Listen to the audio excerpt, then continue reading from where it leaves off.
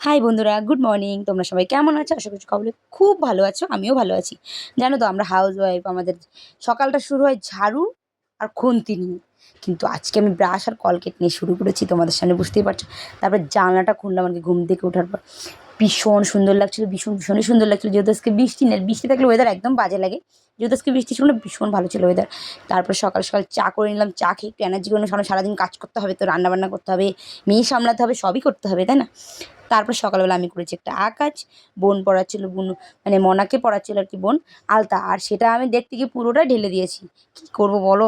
তারপর বাজারে গেছিলাম, ওখান থেকে এসে রান্নাবান্না করলাম, মাছের ঝোল করেছি, চিংড়ি পটল করেছি, একটা বাটা করেছি, সে দিয়ে খেয়ে নিলাম। তারপর সন্ধ্যাবেলা আমার মেয়ের কাণ্ডটা দেখো কী করছে, দুষ্টুমি করছিল, ঠোঁটটাকে যে কেমন করছিল মানে কি বলবো, কিউট লাগছিল বেশ।